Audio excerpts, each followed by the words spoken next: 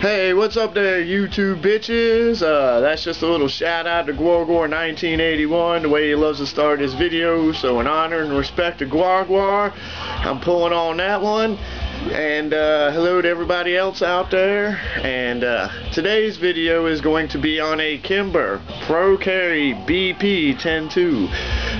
It's a Kimber I've owned for a little while now. I've looked and can't find any videos on this model of Kimber. See lots of Pro carries, but don't see this one. So here we go. This is it here. As you see, Kimber.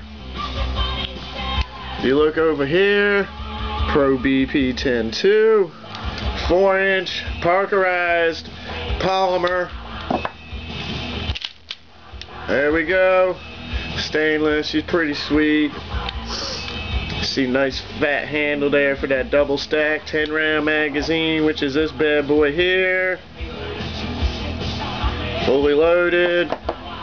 Got my extra further pipe for when I do carry. Now this is not my main carry weapon. It is a little big and bulky, even though it's a 4-inch. Hard to hide unless it's like fall or winter and I got a sweatshirt or a jacket on. So other than that, I have a Charter Arms 357 Magnum Mag Pug, snub nose with ported barrel. Really sweet revolver that I carry as my main pro carry weapon.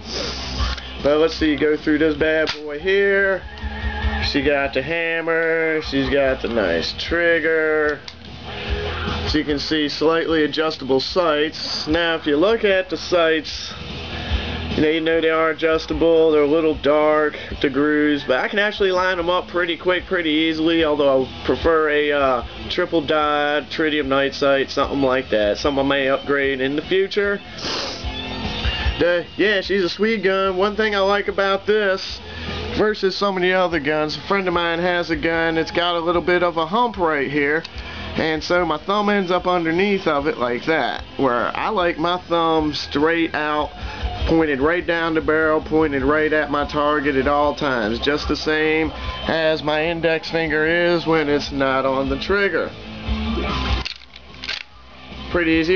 Still a little tight. I've only got about 250 rounds through, about halfway through the braking period.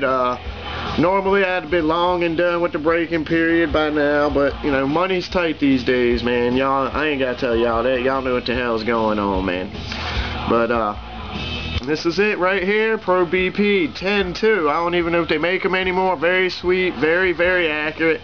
The first round I ever fired was at a buddy's house. He had a couple of small travel bottles of champagne full. He had drank all the Jim Beam and Jackie guy, but you know, he a hardcore country boy, can't stand champagne, so set that sucker down at about 50 yards first round, and that sucker exploded. And I have witnesses, just didn't have it on film, but I do have witnesses to back me up on that.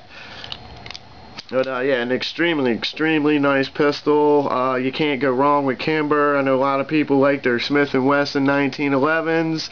I personally am not a big fan of them. I have a few friends that have owned Smith & Wesson 1911s, and they either jammed or had other failure issues where repairs were necessary by gunsmith or by Smith & Wesson themselves. I do think Smith & Wesson 1911s are better than Taurus. Taurus is just a piece of junk. You couldn't pay me to own one. Every Taurus I've ever seen, handled, and fired had issues with it. So if you're really looking for a 1911, get a Kimber. Maybe get the full size, you know, the 5-inch Combat Commander or something like that if you want. They have lots of pro carries that are really nice, extremely accurate for their size and their shorter barrel lengths, and you just can't go wrong with them. Kimber. Peace out, bitches.